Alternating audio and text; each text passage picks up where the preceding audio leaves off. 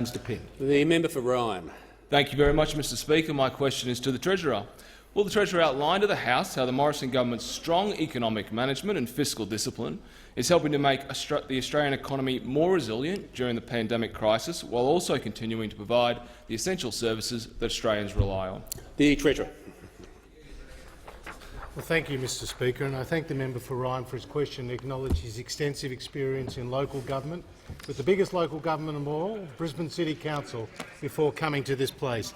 Now, Mr Speaker, we understand that Australians are doing it tough. Doing it tough because we are going through a one-in-a-century pandemic, Mr Speaker, that has seen business and consumer confidence reach record lows, and that saw in the month of April 600,000 fewer people in the workforce than in the month prior, Mr Speaker. But we are on the road back. Australia is on the road to economic recovery, Mr Speaker, and consumer confidence has picked up 90% from its lows. And after the announcement of JobKeeper, we had a record run of 9 consecutive weeks where consumer confidence increased.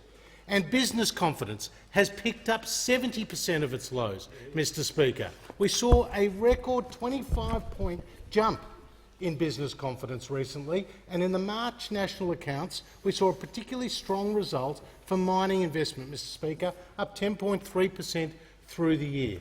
Now, Mr Speaker, we have been singled out by international agencies for our strong economic performance. We talked recently about the OECD, who said that Australia's economic growth will contract by 5% in this calendar year, but will grow by 4% next calendar year. Now, Mr Speaker, that is in comparison to New Zealand, who are going to see their economy contract, according to the OECD, by 8.9%, the United States 7.3%, the United Kingdom 11.5%.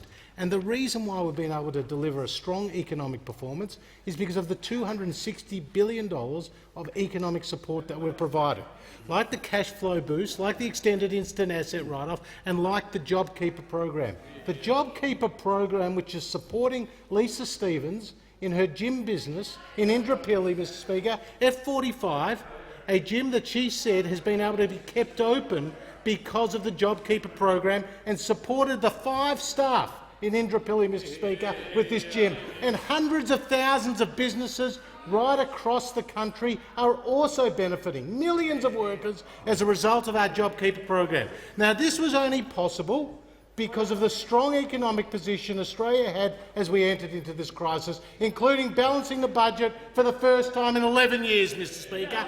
And that fiscal discipline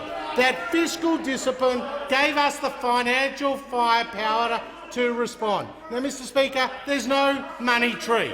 The member for Rankin will have you spend more and spend for longer, Mr Speaker, but there's no money tree. Government is there not as a limitless spender, but as an enabler for small business throughout the country. The Treasurer's time has concluded.